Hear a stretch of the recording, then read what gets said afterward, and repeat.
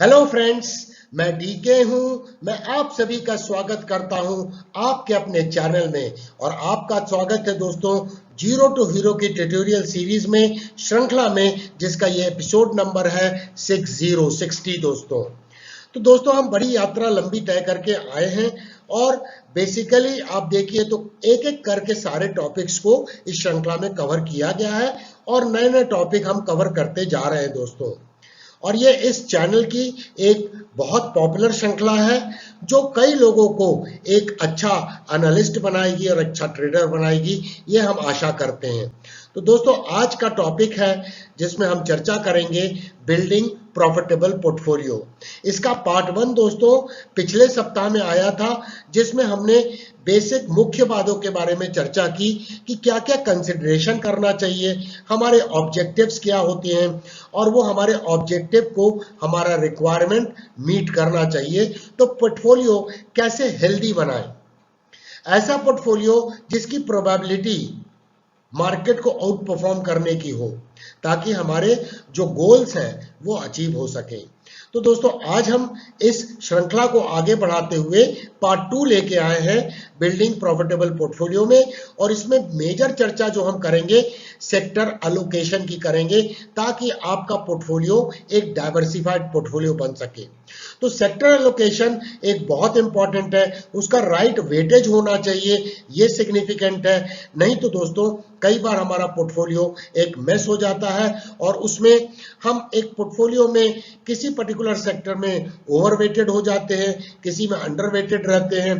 तो ये इन सब बातों की चर्चा हम आज के एपिसोड में करेंगे, किस तरह से सेक्टर एलोकेशन की प्रोसेस हो सकती है, ताकि आप इंडिपेंडेंटली बिना किसी से कंसल्ट किए अपने आप को सक्षम बना सकें और इस दिशा में आगे बढ़ सके। तो दोस्तों अगर आप इस वीडियो को देख रहे हैं और चैनल को अभी तक आपने सब्सक्राइब नहीं किया है तो जल्दी से दोस्तों सब्सक्राइब करें, बेल आइकन को जरूर एनेबल करें नोटिफिकेशन के लिए, ताकि आपको हर आने वाले नए वीडियो के बारे में जानकारी वक्त पे मिल सके और आप कोई भी वीडियो इस चैनल पे मिस ना करें। एंड दोस्तों अगर आपको चैनल की मेंबरशिप के बारे में जानकारी चाहिए तो इस वीडियो के डिस्क्रिप्शन बॉक्स में नीचे उसका लिंक दिया हुआ है, जिस पे क्लिक करके अलग अलग प्रकार की मेंबरशिप के बारे में और उससे क्या बेनिफिट्स हैं, क्या पर्क्स हैं, उसकी जानकारी आप हासिल कर सकते हैं। तो चलिए दोस्तों हम पार्ट 2 की शुरुआत करते हैं और समझने की कोशिश करते हैं।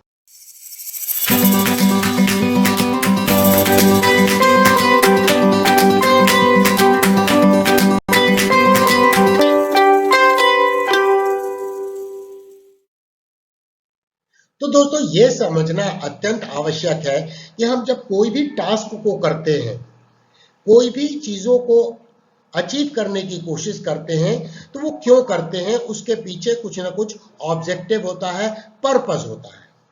बोलते हैं ना, डेफिनेटनेस ऑफ पर्पस अगर है तो इसका तात्पर्य है कि हम सर्टेन चीजों को एम कर रहे हैं, इसीलिए ये पर्पस उस दिशा में हमें ले जाएगा।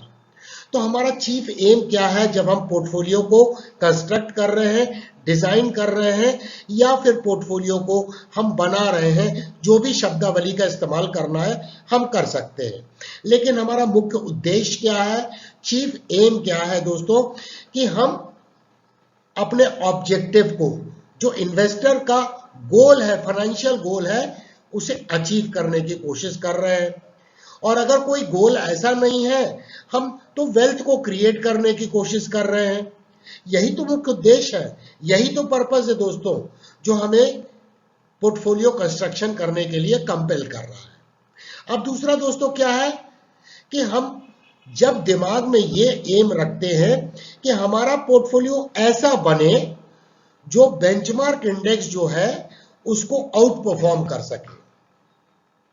तो बेंचमार्क इंडेक्स जो annual return for example on an average 15-16% का देता है ऑन अ क्यूमुलेटिव बेसिस, तो हमारा जो पोर्टफोलियो है उसको आउट परफॉर्म कर सके, ताकि हम बेहतर तरीके से वेल्थ क्रिएट कर सके या फास्टर अपने ऑब्जेक्टिव की तरफ बढ़ सके। ये मुख्य उद्देश्य है दोस्तों। तो ये ब्रॉडर हमें दिमाग में ये रखना है, हमें डेविएट अपने मुख्य उद्देश्य से नहीं करना है और हैफेजेड मैनर में हम पोर्टफोलियो का कंस्ट्रक्शन नहीं कर सकते। तो पोर्टफोलियो का कंस्ट्रक्शन के लिए एक प्रोसेस बहुत इंपॉर्टेंट है। जितना ये प्रोसेस ड्रिवन होगा उतने गलत होने के चांसेस कम हो जाएंगे, उतने हम रिस्क को मैनेज कर पाएंगे। रिस्क को अवॉइड हम कभी नहीं कर रहे दोस्तों। ये कोई भी इंसान दुनिया में रिस्क को अवॉइड नहीं कर सकता है, वो उसको मैनेज कर सकता है। और बोलते हैं प्रॉफिट जो है वो बाई प्रोडक्ट है किसी अच्छे रिस्क मैनेजमेंट का। तो हमारा ऑब्जेक्टिव दिमाग में क्लियर होना चाहिए और हम इंडेक्स को आउट परफॉर्म करना चाह रहे हैं। अगर ये दो मुख्य उद्देश्य है तो हमें उस दिशा में सारी प्रोसेस को तैयार करना है और एक बार प्रोसेस प्लेस में आ गई तो उसे डेविएट नहीं करना है।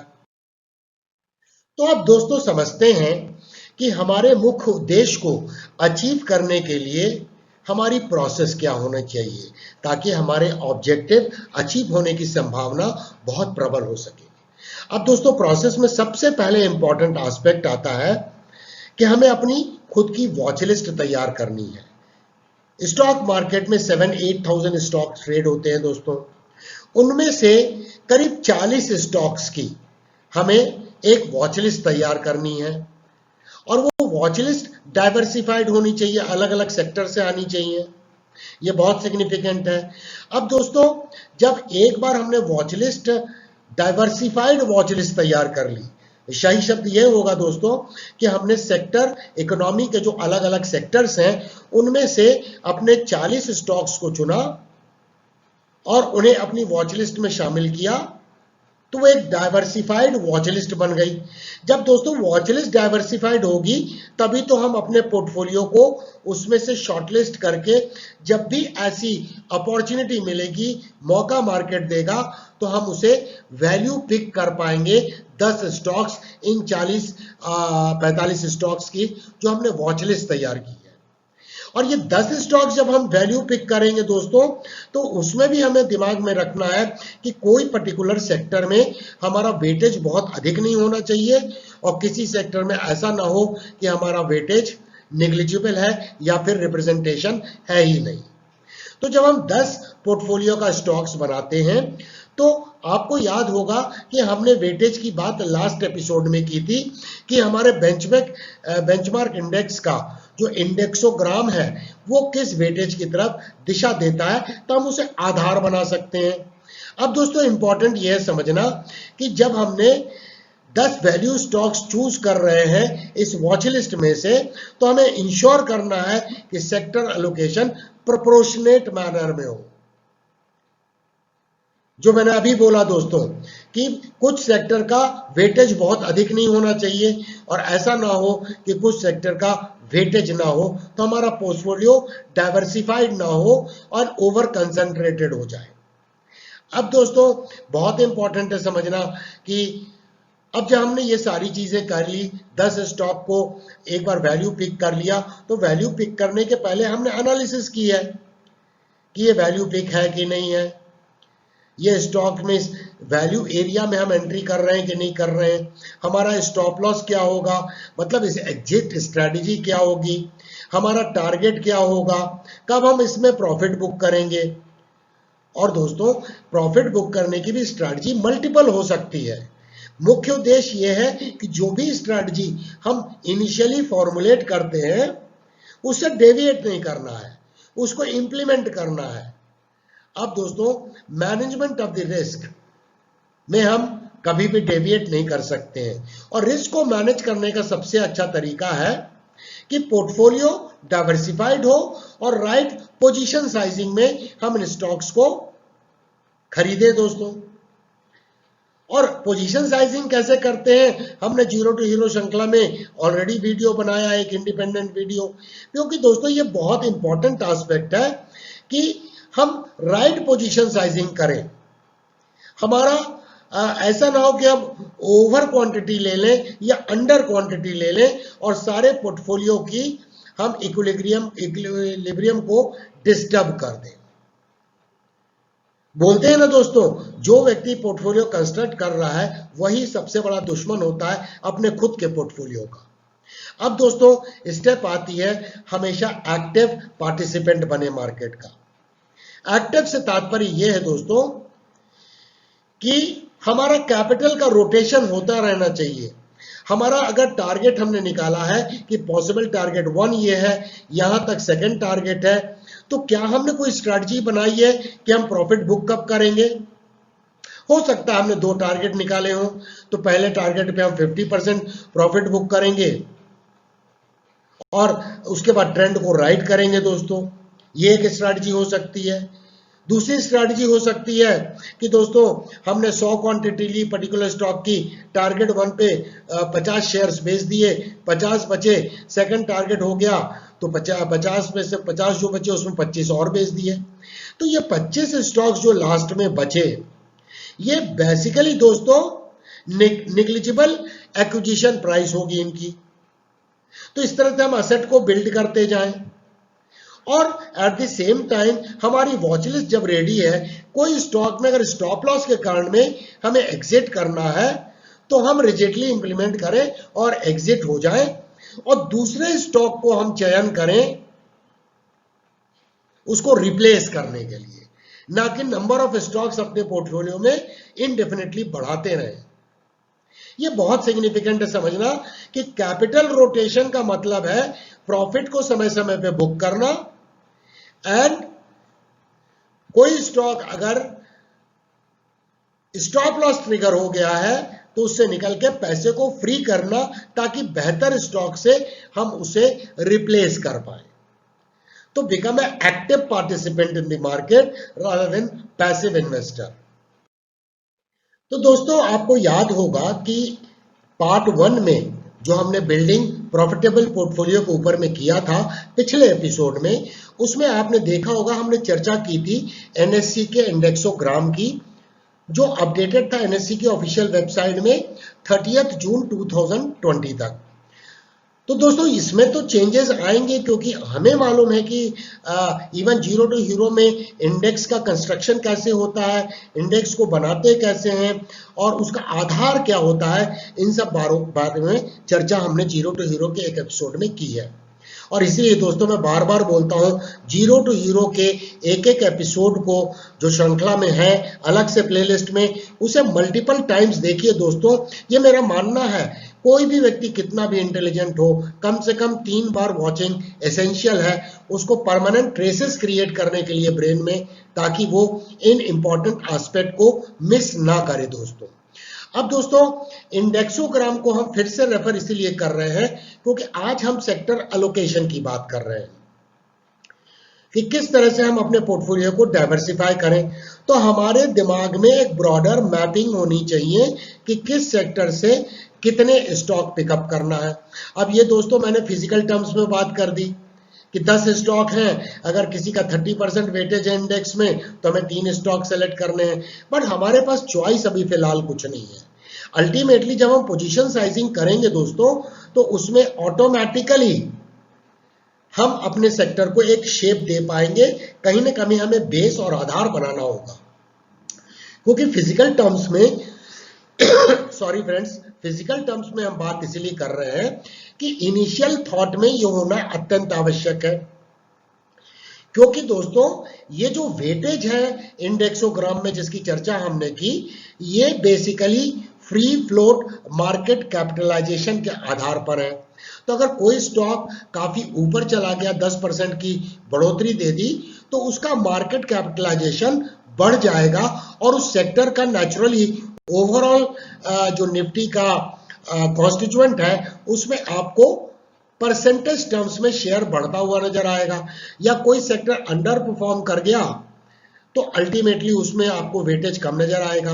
तो चलिए दोस्तों एक नजर डालते हैं इस इंडेक्सोग्राम पर। अब इस इंडेक्सोग्राम को अगर हम ध्यान से अवलोकन करें और समझने की कोशिश करें तो ये 1, 2, 3, 4, 5 और 6 ये टॉप 6 सेक्टर्स जो हैं ये मेजर कॉन्स्टिट्यूएंट है जो मोर देन 3/4 इकोनॉमी को गाइड कर रहे हैं दोस्तों। अब यहां पर हम क्या देखते हैं, फाइनेंशियल सर्विस सेक्टर जिसमें बैंकिंग भी है एंड नॉन बैंकिंग सेक्टर्स का भी उसमें कॉन्स्टिट्यूएंट्स हैं, इंश्योरेंस कंपनीज हैं, आपका असेट मैनेजमेंट कंपनीज हैं, या दोस्तों बहुत सारी कंपनी जो लोन में डील करती हैं, वो सारी कंपनी हैं। तो ये ओवरऑल पैकेज जो है फाइनेंशियल सर्विसेज का, वो banking and other non banking sector को शामिल करके इसका कॉन्स्टिट्यूएंट 34.38 आ रहा है दोस्तों।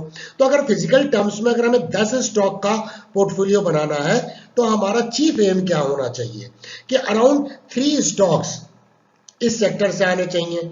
अब इसमें मिक्स हो सकता है, 2 बैंक के स्टॉक हो सकते हैं और 1 नॉन बैंकिंग सेक्टर का स्टॉक हो सकता है। अब वो किस तरह के वैल्यूएशन हमें चार्ट के ऊपर में नजर आ रहे हैं वो तय करेगा कि किस तरह से कॉन्स्टिट्यूएंट बनेंगे फाइनेंशियल सर्विस सेक्टर में।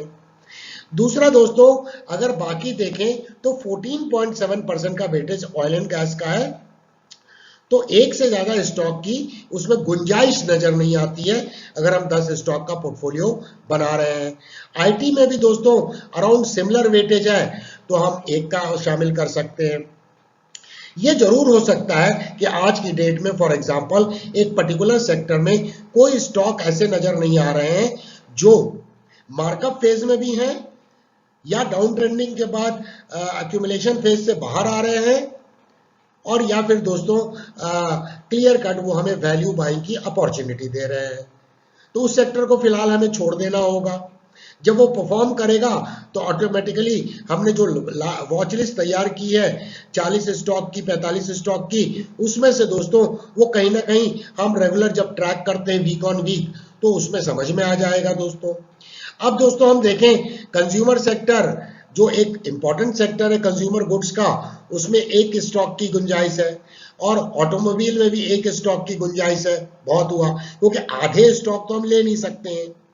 अब दोस्तों इंपॉर्टेंट है समझना कि बाकी सेक्टर जो बचे तो उसमें भी 1 से ज्यादा गुंजाइश नहीं है। टेलीकॉम हो गया, फार्मा सेक्टर हो गया। अब कई बार क्या होता है, हमने एक डाइवर्सिफाइड स्टॉक उठा लिया जैसे रिलायंस का, तो वो हमें ऑयल एंड गैस को भी कवर कर रहा है, टेलीकॉम को भी कवर कर रहा है। ये समझना बहुत आवश्यक होगा। तो इसके लिए बेसिक अंडरस्टैंडिंग होना, जो हमें बोलते हैं ना आईक्यू का इस्तेमाल करना, ये बहुत इंपॉर्टेंट है दोस्तों। ये बेसिक इंटेलिजेंस की बात है कि अगर हमने रिलायंस हमारे पोर्टफोलियो में है तो वो कई सेक्टर को रिप्रेजेंट कर रहा है। अब दोस्तों बाकी जो सेक्टर बचे, ये नीचे में कंस्ट्रक्शन है, मेटल है, सीमेंट है, इनमें से कोई एक स्टॉक जो समय समय पर हमें मौका देंगे उसे शामिल करेंगे।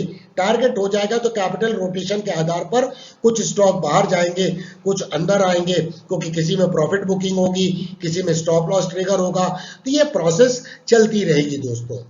अब दोस्तों ये मेजर स्टॉक्स में ये जो नीचे के सेगमेंट हैं, construction, metal, cement and cement products, power, services, fertilisers and pesticides, media, entertainment, अगर इनका वेटेज देखें दोस्तों तो 5 to 7 to 9 अराउंड 10-11% सिर्फ आता है दोस्तों। तो कहीं ना कहीं इन सब मिला के हमें एक स्टॉक की गुंजाइश बचती है दोस्तों। तो इस तरह से अगर हम एक ब्रॉडर शेप दें और उसके बाद एक एक सेक्टर के स्टॉक हम मान लीजिए हमने पोर्टफोलियो डिजाइन करना चालू किया फ्रॉम स्क्रैच, फ्रॉम जीरो, और हमने 2 बैंकिंग स्टॉक सेलेक्ट कर लिए या फाइनेंशियल सर्विस सेक्टर के, तो हमें मालूम है एक और इसमें गुंजाइश है स्टॉक में शामिल करने की। और दोस्तों हमने अगर फार्मा का एक स्टॉक सेलेक्ट कर लिया तो कोई बात नहीं, उसमें टारगेट अचीव होगा तो निकलेंगे, और या फिर दोस्तों टारगेट अचीव होकर अगर आपकी स्ट्रेटजी है कि 50% प्रॉफिट बुक करेंगे तो वो 50% पैसा अगर रिलीज होगा तो उसमें दोस्तों पोजीशन साइजिंग के आधार पर एक और फार्मा स्टॉक को हम शामिल कर सकते हैं या दूसरे इन स्टॉक्स में से कुछ मिल सकते हैं। तो इट ऑल डिपेंड्स दोस्तों। तो इनिशियल पोर्टफोलियो कंस्ट्रक्शन में ब्रॉडली ये मिस कराएंगे, इनको अगर टोटल करते तो 9 स्टॉक्स आते हैं और इनमें से कोई एक स्टॉक करके ये हमारे 10 के पोर्टफोलियो को कंप्लीट कर देता है। अब दोस्तों ये समझना अत्यंत आवश्यक है, अगर हमने फिजिकल टर्म्स में ये पोर्टफोलियो को बनाया है तो हम अपने पोर्टफोलियो को, क्योंकि ये पोर्टफोलियो का जो वेटेज दिखाया गया है ये फ्री फ्लोट मार्केट कैपिटलाइजेशन पे है, यह हमें समझना होगा। तो ये बेसिकली जो स्टॉक फॉर एग्जांपल अगर कुछ दिन बाद आपने देखा कि कंज्यूमर गुड्स आउट परफॉर्म कर रहा है आईटी से, तो दोनों में गैप बहुत कम है, 14.17% एंड 13.46%। तो हो सकता है कि अगला अपडेट जब आए तो कंज्यूमर गुड्स को हम यहाँ तीसरे पोजीशन में पाए और वो आईटी को रिप्लेस कर दे। तो वैसा आपके स्टॉक्स में भी उस तरह की संभावनाएं बनती रहेंगी, उसको बहुत ज्यादा बॉदर करने की जरूरत नहीं है। लेकिन हमें अगर हम फिजिकल टर्म्स में भी अगर अपने पोर्टफोलियो को 10 पोर्टफोलियो का रूप देते हैं तो एक दिशा निर्धारित करते हैं जिसमें इक्विलिब्रियम मेंटेन करने की संभावना बहुत प्रबल हो जाती है। तो दोस्तों, पोर्टफोलियो को कंस्ट्रक्ट करने की दिशा में या डिजाइन करने की दिशा में पहला कदम हमें उठाना चाहिए, वो है अपनी वॉच लिस्ट को तैयार करना। करीब 40 स्टॉक्स के आसपास। अब वॉच लिस्ट में दोस्तों 40 की जगह 45 हो गए तो इट डजंट मैटर, बट 40 से 45 का तात्पर्य यह है कि अगर हमें 10 स्टॉक्स को चुनना है, अल्टीमेटली इसमें से सेलेक्ट करना है, तो दोस्तों 4 टाइम्स हमारे पोर्टफोलियो में जो पोर्टफोलियो को डिजाइन करने के लिए जो वॉच लिस्ट चाहिए उसमें करीब 4 गुना 4.5 गुना स्टॉक्स होने चाहिए। तभी तो दोस्तों हमें समय समय पे कोई स्टॉक अगर आउट परफॉर्म कर रहा है तो उसके चयन करने में आसानी हो पाएगी। कोई ऐसे फॉर्मेशन बने हैं जो वैल्यू जोन में हमें एंट्री का मौका दे रहे हैं। तो दोस्तों वॉच लिस्ट बनाना पहला स्टेप है।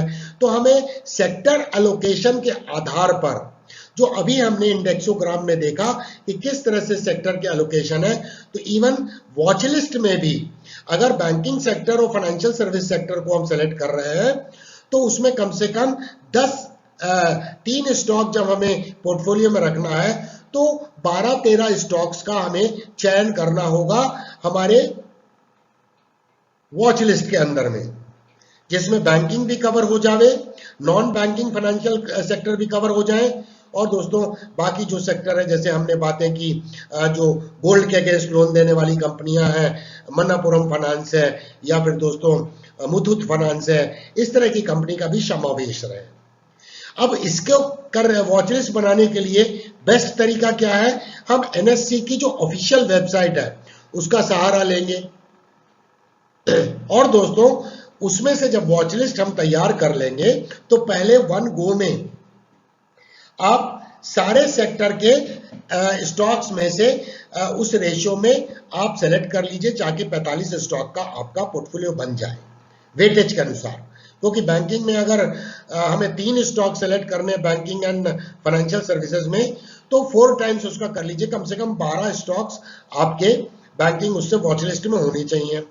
फार्मा से अगर 1 करना है तो 4 स्टॉक फार्मा सेक्टर के आप सेलेक्ट करके रखिए वॉच लिस्ट में।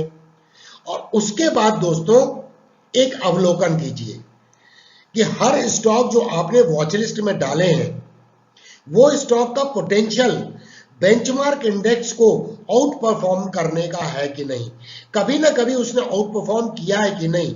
जब मार्केट हेल्दी था, निफ्टी भी ऊपर जा रहा था बेंचमार्क इंडेक्स और ये स्टॉक भी बुल रन में थे, उस समय पे क्या इसने बेंचमार्क इंडेक्स को आउट परफॉर्म किया है कि नहीं किया है, हम उसकी ताकत को समझने की कोशिश कर रहे हैं।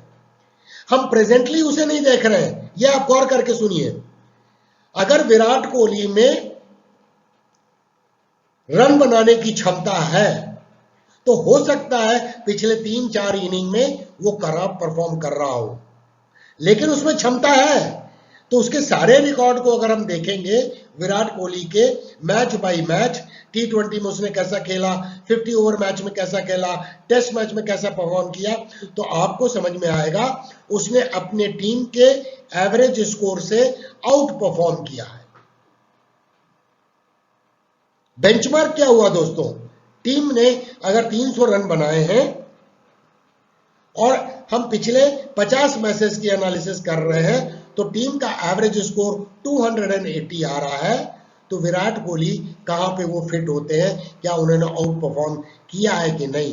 अगर उनके पिछले 50-100 इनिंग के स्कोर को सम टोटल करके अगर देखा जाए तो क्या निकल के नजरिया आता है दोस्तों, ये समझना बहुत इंपॉर्टेंट है। तो उसी तरीके से हम चेक करते हैं कि उस पर्टिकुलर स्टॉक की आरएस क्या है, RS मतलब रिलेटिव स्ट्रेंथ। अब यहां पे दोस्तों आप रिलेटिव स्ट्रेंथ इंडेक्स से कंफ्यूज मत होइएगा RSI से। इसका RSI से कोई लेना देना नहीं है। ये सिर्फ ये देखता है कि कंपैरेटिवली ये स्टॉक में वो पोटेंशियल है कि नहीं कि बेंचमार्क इंडेक्स निफ्टी को, और अगर आप बेंचमार्क इंडेक्स सेंसेक्स को देख रहे हैं तो उससे वो आउट परफॉर्म किया है कि नहीं किया है। तो चलिए दोस्तों, अब हम NSE की वेबसाइट पे चलते हैं और पहले वॉच लिस्ट बनाने के लिए क्या प्रक्रिया होनी चाहिए उसे समझते हैं और एक एस्पेक्ट को समझते हैं ताकि आप अपने घर बैठे एक्सरसाइज कर सके। क्या इस स्टॉक में वो पोटेंशियल है कि वो आउट परफॉर्म करने की क्षमता रखता है बेंचमार्क इंडेक्स से। तो चलिए दोस्तों NSE की वेबसाइट पे चलते हैं। तो दोस्तों ये अब हम NSE की ऑफिशियल वेबसाइट पे आ गए। दोस्तों NSE की ऑफिशियल वेबसाइट का URL जो है nseindia.com है, nseindia.com। तो इसमें चले जाएंगे आपको, तो दोस्तों ये बीटा वर्जन में आपको ले जाएगा। और अगर आपको NSE की पुरानी वेबसाइट में जाना है तो यहाँ पर देखिए लिखा हुआ है क्लिक हियर, तो यहाँ क्लिक करके जा सकते हैं अगर आप नए वेबसाइट से कन्वर्जन नहीं है। वैसे नई जो बीटा वर्जन की वेबसाइट है NSE की वो काफ़ी यूज़र फ्रेंडली है, तो हम आपको एक्सप्लेन जो कर रहे हैं दोस्तों वो NSE की नई वेबसाइट जो है उसके ऊपर में हम कर रहे हैं। तो दोस्तों यहाँ पर हम होम पेज पर हैं और सबसे पहले हम जाएंगे मार्केट डेटा पे, क्योंकि हमारा पहला उद्देश्य क्या है कि हमें 40-45 स्टॉक की वॉच लिस्ट को तैयार करना है। तो हम केवल आपको एक सिंपल आइडिया दे देते हैं कि किस तरह से आप वॉच लिस्ट बना सकते हैं। अब दोस्तों यहाँ पे वॉच लिस्ट हो गई, तो मार्केट डेटा पे आप जैसे ही जाते हैं तो यहाँ पर एक सेगमेंट है इक्विटी एंड SME मार्केट। तो इस पे आप जैसे ही क्लिक करते हैं तो आप देखिए ये क्लिक करने के बाद आप यहाँ मार्केट वॉच में आ गए। अब इसी मार्केट वॉच से ही आपको वॉच लिस्ट की तैयारी करनी है। इक्विटी ऑब्लिक स्टॉक लिखा हुआ है। अब यहाँ पर आप देखते हैं, आप निफ्टी 50 के कॉन्स्टिट्यूएंट्स को देखना चाहते हैं तो ये सारे स्टॉक निफ्टी 50 के खुल के नीचे में आ गए दोस्तों। इनमें से कुछ स्टॉक आपको सेलेक्ट करना है उससे, तो उसे सेलेक्ट कर सकते हैं, या सिंस हमारा यहाँ उद्देश्य क्या है कि हमें सेक्टोरल एलोकेशन के बारे में भी सोचना है, तो हम सेक्टर के इंडाइसेस पर जाके स्टॉक का चयन कर सकते हैं दोस्तों। क्योंकि हमें अब क्या गाइडलाइंस मिल गई कि banking and non banking financial sector से हमें 3 स्टॉक को पिकअप करना है, तो वॉच लिस्ट के लिए हमें 12-13 स्टॉक्स की आवश्यकता है। तो दोस्तों हम यहाँ पे डाउन मेन्यू पर क्लिक करेंगे और यहाँ पर हम कहाँ जाएंगे दोस्तों, निफ्टी बैंक पे जाएंगे। अब देखिए ये निफ्टी बैंक में जाके हम इसमें से 7-8 बैंक का सिलेक्शन कर लेंगे। ये सब बैंक निफ्टी बैंक के कॉन्स्टिट्यूएंट्स हैं। अब दोस्तों इसमें से हमने सिलेक्शन कर लिया। अब फिर दोस्तों हम यहाँ पर सेक्टोरल इंडेक्स में देखेंगे कि सेक्टोरल इंडेक्स में और क्या क्या है, क्या हमें कोई फाइनेंशियल सर्विस सेक्टर का, देखिए सेक्टोरल इंडाइसेस करके अलग से है, तो निफ्टी ऑटो से हम सेलेक्ट कर सकते हैं। सिंस एक स्टॉक वहाँ से लेना है तो हमारे वॉच लिस्ट में 4 स्टॉक तक रह सकते हैं। निफ्टी बैंक हो गया, निफ्टी एनर्जी हो गया, निफ्टी फाइनेंशियल सर्विस सेक्टर खोलेंगे तो निफ्टी बैंक का और इसका चयन मिला के 34-35% का वेटेज है, तो हम इसमें से सेलेक्ट कर लेंगे। इसमें देखिए SBI लाइफ है, लाइफ इंश्योरेंस कंपनी भी है, बैंकिंग कंपनी भी है, और AMC भी है, एसेट मैनेजमेंट कंपनी भी है, बजाज फाइनेंस जैसी कंपनी भी है जो बेसिकली लोन में डील करती हैं। तो दोस्तों इस तरह से हम अलग अलग इंडेक्स पे जाके, आप यहाँ पर देखिए फार्मा है तो फार्मा पे क्लिक करेंगे तो फार्मा स्टॉक आप 4 या 5, 3 या 4 स्टॉक सेलेक्ट कर सकते हैं, क्योंकि अल्टीमेटली इसका भी समावेश हमें अपने पोर्टफोलियो में करना है। तो ये हो गया गाइडलाइंस दोस्तों कि किस तरह से आप अपने सारे स्टॉक का आप कवर करके अगर रेशो में निकालते हैं दोस्तों तो आपको 40 से 45 से ज़्यादा की वॉच लिस्ट नहीं बनेगी दोस्तों। अब जब एक वॉच लिस्ट बन गई तो उसके बाद अब हम चलते हैं प्राइस चार्ट के ऊपर में और समझने की कोशिश करते हैं कि हम RS को कैसे चेक करेंगे कि रिलेटिव स्ट्रेंथ उस पर्टिकुलर स्टॉक की, जो हमें उसके स्टॉक की पोटेंशियल को दर्शाएगा कि क्या ये स्टॉक आउट परफॉर्म करने की क्षमता रखता है या नहीं रखता है बेंचमार्क इंडेक्स को दोस्तों। तो दोस्तों अब हम प्राइस चार्ट के ऊपर में आ गए हैं दोस्तों, और ये आप देखिए मैंने अपना ट्रैकर बना कर रखा है जिसमें करीब 40-42 स्टॉक्स होंगे। इसका नाम दिया है डीके ट्रैकर करके, और सिंस एक स्क्रीन के ऊपर में सारे 40 स्टॉक नहीं आते हैं तो मैंने एक और ट्रैकर बनाया है डीके ट्रैकर एक्सटेंडेड करके। यहाँ पर देखिए एक्सटेंडेड आ गया। तो ये दोस्तों हमारे स्टॉक्स हैं जो हमने अपने वॉच लिस्ट में सेलेक्ट करके रखे हैं, और वही मैं आपको बता रहा हूं दोस्तों कि किस तरह से हम मार्केट के ऊपर में अपने कंट्रोल को बना के रख सकते हैं। एट ए ग्लांस मुझे ये सारा कुछ समझ में आ रहा है, और जैसे ही मैं फॉर एग्जांपल आईसीआईसीआई प्रू पे क्लिक करूंगा तो मैं आईसीआईसीआई प्रू के चार्ट को साइड में क्लियरली देख सकता हूं दोस्तों। इसमें यहाँ पे इनवर्स हेड एंड शोल्डर का ब्रेकआउट हुआ है, ये सारी बातें हमें नजर आ रही हैं दोस्तों। एचडीएफसी एएमसी के चार्ट पे क्लियर करूंगा तो यहाँ पर देखिए आपको खुल जाएगा। अब दोस्तों मुख्य उद्देश्य है आपको ये समझाना कि किस तरह से हम जैसे एचडीएफसी एएमसी का प्राइस चार्ट खुला है डेली टाइम फ्रेम पे, तो हम किस तरह से इसके पोटेंशियल को असेस कर सकते हैं कि इसका रिलेटिव स्ट्रेंथ क्या है और आज की डेट में क्या है, और क्या इसने जब मार्केट में ये उछाल आया था तो क्या इसमें एबिलिटी थी कि वो मार्केट को मींस बेंचमार्क इंडेक्स निफ्टी 50 को आउट परफॉर्म कर सके। ये बहुत सिग्निफिकेंट है। तभी तो दोस्तों हमारा पोर्टफोलियो हेल्दी तो होगा ही, क्योंकि हम एनालिसिस के आधार पर स्टॉक को चयन कर रहे हैं एंड वैल्यू एरिया में उसमें एंट्री कर रहे हैं, और साथ में हमने उस स्टॉक के पोटेंशियल को, हमारे जो टीम के 10 खिलाड़ी हैं, पोर्टफोलियो के 10 स्टॉक हैं, क्या वो 10 खिलाड़ी बेहतरीन खिलाड़ी हैं जिनमें वो ताकत है मार्केट को आउट परफॉर्म करने के लिए। कभी विराट कोहली नहीं चलेगा तो कभी महेंद्र सिंह धोनी चलेंगे, कभी रोहित शर्मा चलेंगे, तो इस तरह से ये रोटेशन तो होता रहेगा दोस्तों। तो ये बहुत इंपॉर्टेंट है। अब यहाँ पर ये समझना कि किस तरह से रिलेटिव स्ट्रेंथ को समझने की कोशिश करते हैं। प्रोसेस बहुत सिंपल है फ्रेंड। यहाँ पे चार्ट पे देखिए, यहाँ पे एक प्लस साइन दिया हुआ है। प्लस साइन पे जैसे ही आप क्लिक करेंगे तो यहाँ पे आ जाएगा कंपेयर। कंपेयर, हम एक्चुअली कंपेयर क्या करना चाह रहे हैं, हम निफ्टी 50 से एचडीएफसी एसेट मैनेजमेंट कंपनी को, एएमसी को कंपेयर करना चाह रहे हैं। यहाँ पर दोस्तों हम निफ्टी को टाइप करेंगे। अब ये देखिए दोस्तों, ये निफ्टी आ गया, निफ्टी 50। निफ्टी 50 को मैं क्लिक कर दूंगा, और जैसे ही मैं क्लिक करता हूं इस विंडो को बंद कर दूंगा। ये रेड कलर की लाइन हमें निफ्टी 50 को इंडिकेट कर रही है दोस्तों। अब हम क्या देख सकते हैं कि पिछले समय में इसने निफ्टी को आउट परफॉर्म कई बार किया है दोस्तों, कई बार किया है दोस्तों। और ये मार्केट गिरावट भी हो रही थी तो ये निफ्टी को आउट परफॉर्म कर रहा था। ये थोड़े वक्त के लिए अंडर परफॉर्म किया है, और फिलहाल दोस्तों ये अंडर परफॉर्म कर रहा है। लेकिन हमें ओवरऑल, हमें करंट एक मैच के आधार पे ये नहीं डिक्लेयर कर देना है कि विराट कोहली यूजलेस प्लेयर है। नो फ्रेंड्स, विराट कोहली हो सकता है इस मैच में सिर्फ 0 रन बनाए, लेकिन कोई दूसरा खिलाड़ी हो सकता है, वो करंट मैच में हो सकता है उसने आउट परफॉर्म किया हो, हाफ सेंचुरी बनाया है, लेकिन पिछले 100 मैचों का अगर आप एवरेज देखेंगे तो तब पता लगेगा स्ट्रेंथ किसकी अधिक है। अब यहाँ पर हम बैक करके देखते हैं, यहाँ पर हम देखते हैं कि मासिव आउट परफॉर्मेंस दिया है निफ्टी को इस पीरियड में। ये स्टॉक की रिलेटिव स्ट्रेंथ अच्छी है दोस्तों। अब हम फॉर एग्जांपल दूसरा स्टॉक सेलेक्ट करते हैं। फॉर एग्जांपल अभी हाईली टॉक्ड अबाउट है बंधन बैंक।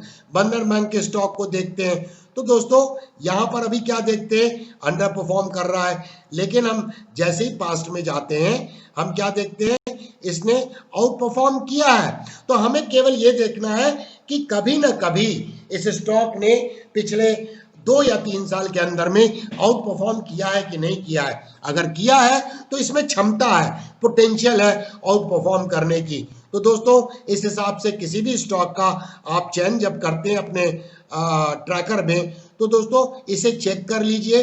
अगर ये आउट परफॉर्म करने की क्षमता रखता है, वही हमारे पोर्टफोलियो में जगह अगर प्राप्त करता है, एक आध एक्सेप्शन की बात नहीं कर रहा हूं, बट ब्रॉडली ये रूल को फॉलो करना है। हम ये सारी चीज़ों को हम सभी जानते हैं दोस्तों। हम एक ऐसे प्रोफेशन को डील कर रहे हैं जिसमें रिस्क का पोटेंशियल बहुत हाई है। 95% लोग पैसे को गंवाते हैं, 5% कमाते हैं। तो वो 5% विनिंग साइड में आने के लिए ये सब एक्सरसाइजेस अत्यंत आवश्यक है दोस्तों, तभी हम आउट परफॉर्म कर पाएंगे 95% लोगों को जो पैसे गंवाते हैं। वो गंवाते इसीलिए हैं क्योंकि उनका कोई सिस्टम नहीं है, उनका कोई डिसिप्लिन नहीं है, उनकी कोई मेथोडोलॉजी नहीं है, कोई प्रोसेस नहीं है, किस चीज को कहाँ देखना उन्हें ये भी आइडिया नहीं है दोस्तों। इसीलिए तो कहा जाता है कि एग्जामिनेशन में अगर आपने जिस व्यक्ति ने पढ़ाई नहीं की हो, उसे आप अगर बुक्स भी खोल के दे दें कि बुक्स को देख के एग्जामिनेशन में अपीयर हो, तब भी वो बंदा पास होने की क्षमता अचीव नहीं कर सकता है। फॉरगेट अबाउट गेटिंग डिस्टिंक्शन और getting good score in the examination. वैसे ही दोस्तों कुछ स्टॉक मार्केट में जीरो टू हीरो के एपिसोड को मल्टीपल टाइम देखिए। एक प्रोफेशनल कोर्स को करने में 4 साल से 5 साल लगते हैं दोस्तों, तो क्या हम इसमें ईमानदारी से 6-8 महीने 9 महीने नहीं अपने आप को दे सकते हैं ताकि वो स्किल हासिल कर सकें और एक बेहतरीन पोर्टफोलियो का डिजाइन करने की क्षमता हासिल कर सकें, बिना न्यूज पे डिपेंड किए हुए, बिना किसी व्यक्ति पे डिपेंड किए हुए, प्राइस एक्शन एनालिसिस के आधार पर और बाकी चीजें जो मैंने एक्सप्लेन की, कैसे पोर्टफोलियो को बिल्ड करना है दोस्तों। तो दोस्तों अगले पार्ट 3 में बिल्डिंग प्रॉफिटेबल पोर्टफोलियो के तहत हम प्राइस चार्ट पर एनालिसिस का आधार बनाते हुए कुछ पोर्टफोलियो को डिजाइन करेंगे, साथ में उसका पोजीशन साइजिंग करेंगे और अगले 2 एपिसोड हम इसमें देंगे ताकि दोस्तों क्या हम 10 पोर्टफोलियो का डिजाइन कर पाते हैं। मुझे नहीं पता है आज की डेट में दोस्तों कि क्या हमें 10 स्टॉक मिल पाएंगे या नहीं मिल पाएंगे। मिल तो पाएंगे 10 स्टॉक दोस्तों, लेकिन हम एक हेल्दी पोर्टफोलियो जब डिजाइन कर रहे हैं जिसमें सेक्टर एलोकेशन की भी चर्चा हमने की, तो सारे सेक्टर का मिक्स करके क्या हम 10 स्टॉक का चयन कर पाते हैं। तो ये दोस्तों आगे आने वाले समय में इस प्रोसेस में हम और आप मिलकर डिजाइन करेंगे 10 स्टॉक का पोर्टफोलियो, जिसमें स्टॉप लॉस क्या होगा, पॉसिबल स्ट्रैटेजी क्या होगी, टारगेट क्या होगा, मींस एग्जिट करने की स्ट्रैटेजी क्या होगी, उसकी आरएस चेक करेंगे और उसके बाद दोस्तों हम चयन करेंगे कि किस तरह से पोजीशन साइजिंग करके एक पोर्टफोलियो को दिशा दे सकते हैं। और इस प्रोसेस में अगर अगले 2 एपिसोड में 10 पोर्टफोलियो डिजाइन हम कर पाए दोस्तों, तो एक ट्रैकर डिजाइन कर लेंगे, हम और आपके बीच में एक टीम बन जाएगी ताकि दोस्तों आप भी ट्रैक करें, हम भी ट्रैक करें कि देखते हैं कैसा पोर्टफोलियो परफॉर्म करता है और कब किस में स्टॉप लॉस ट्रिगर होता है, कब टारगेट हिट्स होते हैं। तो ये सब सारी बातें हम सीख पाएंगे आने वाले एपिसोड में। तो दोस्तों अगर आपको आज का ये एपिसोड पसंद आया है जीरो टू हीरो श्रृंखला का, तो इसे ढेर सारे लाइक्स दीजिएगा दोस्तों। जब आप हमारे वीडियो को लाइक करते हैं तो हमें मोटिवेशन मिलता है, जो एनर्जी का बहुत महत्वपूर्ण स्रोत है दोस्तों। इस वीडियो को शेयर भी करें फ्रेंड सर्कल में, दोस्तों के बीच में, जानकार लोगों के बीच में, या जो लोग इंटरेस्टेड हैं इसको सीखने के लिए, ताकि दोस्तों उन्हें भी इन ट्यूटोरियल्स का लाभ पहुंच सके और इस प्रोसेस में वो भी इस चैनल को सब्सक्राइब करके आपके और हमारे परिवार का एक हिस्सा बन सके, जहां लर्निंग एक कंटिन्यूअस प्रोसेस है दोस्तों। एंड दोस्तों चैनल को सब्सक्राइब कीजिए, बेल आइकन को एनेबल कीजिए ताकि आप हमेशा नोटिफाइड रहें हर आने वाले नए वीडियो के बारे में। देखने के लिए धन्यवाद। Thank you very much for watching. फिर मिलेंगे दोस्तों।